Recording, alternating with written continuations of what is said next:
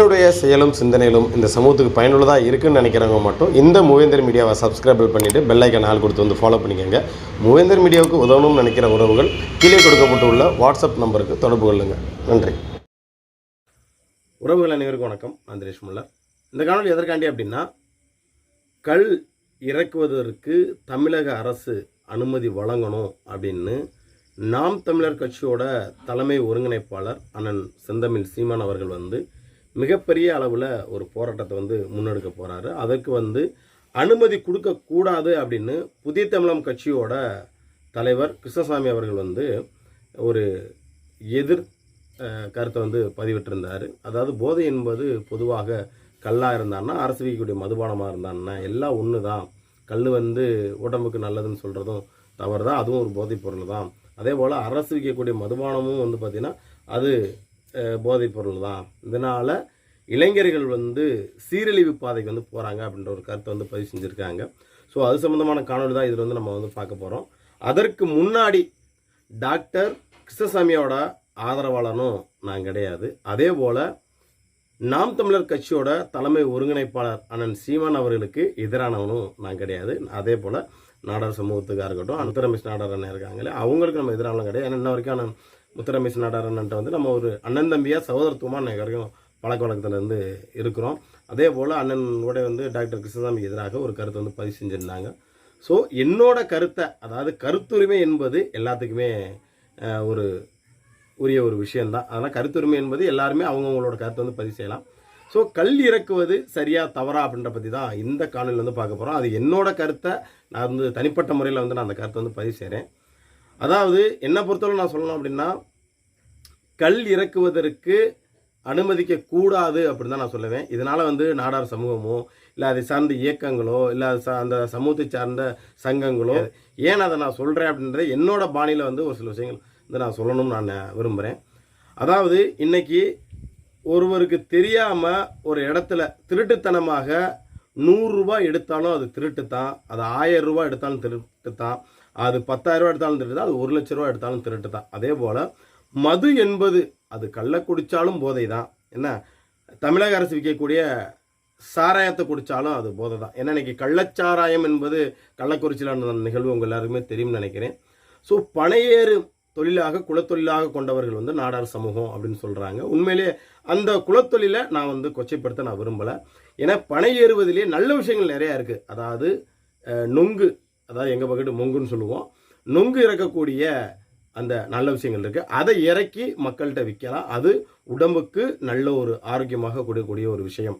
அதை விற்கலாம். அதே போல் பதநீர் அப்படின்னு சொல்லுவோம், அதை மக்களுக்கு கொடுக்கலாம். அதுவும் உடலுக்கு ஆரோக்கியமான விஷயம். ஆனால் கல் என்பது அதுவும் ஒரு போதைப் பொருள் தான். அதாவது சொல்லுவாங்க, நான் கல் இது வரைக்கும் நம்ம குடித்தது கிடையாது.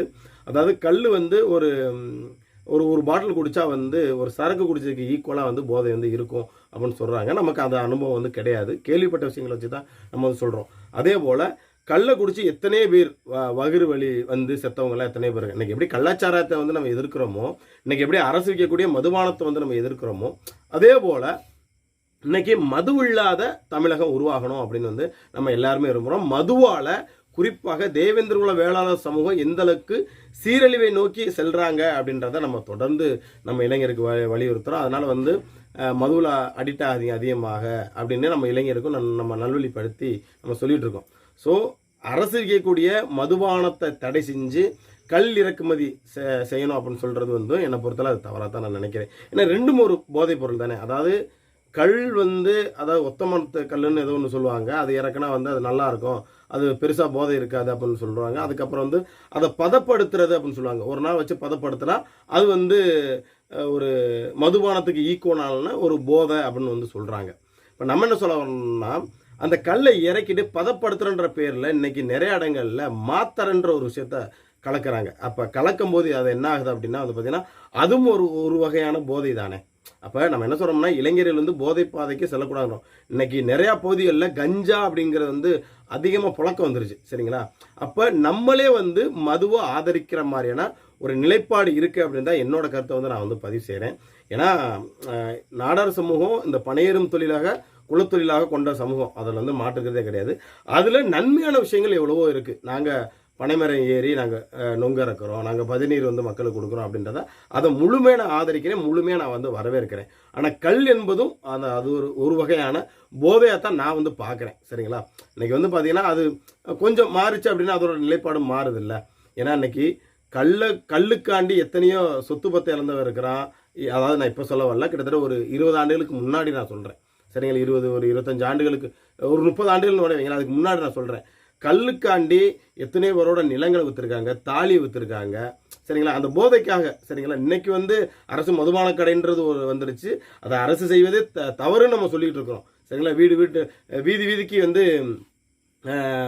மதுபான கடையை திறந்து வச்சு இன்னைக்கு எல்லாத்தையும் குடிகாரனாக சுய சிந்தனை இல்லாத ஒரு மனிதர்களாக வந்து பார்த்திங்கன்னா இன்னைக்கு அரசு மதுபான கடை வந்து வந்ததுனால வந்து நிறைய பேரோட வாழ்க்கை வந்து சீரழிவுக்கு போயிட்டுருக்கு அப்படின்றத நம்ம தொடர்ந்து வந்து நம்ம இதை வந்து சொல்லிட்டு வந்துட்டு இருக்கோம். அப்படி இருக்கும்போது இதுவும் ஒரு வகையான போதை தானே.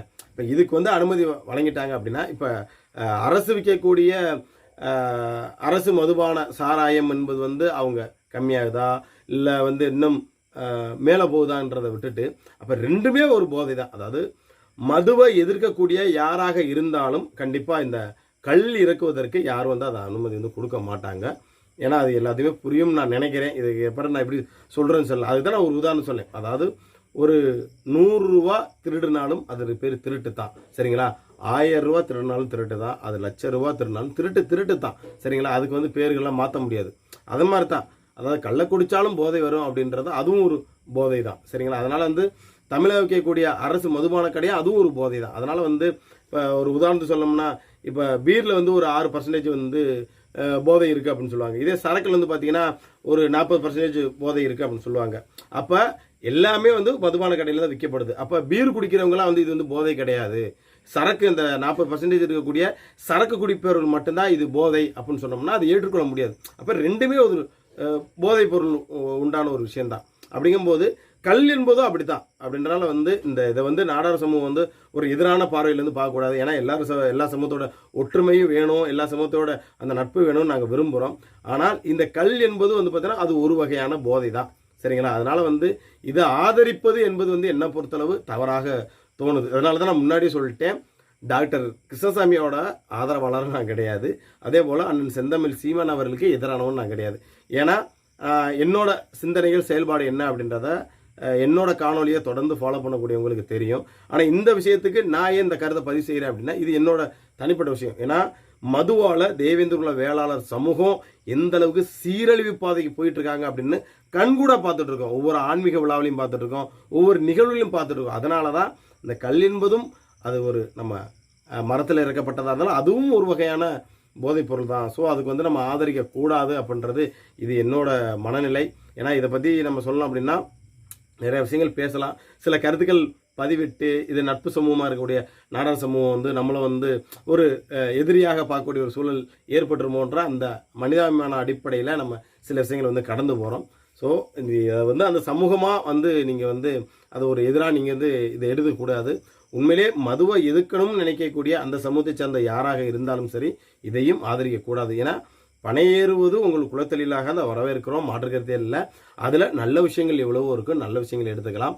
அதனால ஒரு தீங்கு வருது. ஏன்னா இன்றைக்கி நமக்கு ஒரு உதாரணம் சொல்லணும்னா இன்றைக்கி சாராய வித்த, அதாவது முன்ன கள்ளச்சாராய வித்த நபர்கள்லாம் இன்றைக்கி பார்த்தீங்கன்னா எம்எல்ஏ எம்பின்னு உட்காந்துருக்காங்க. அது உங்களுக்கே தெரியும் நான் நினைக்கிறேன்.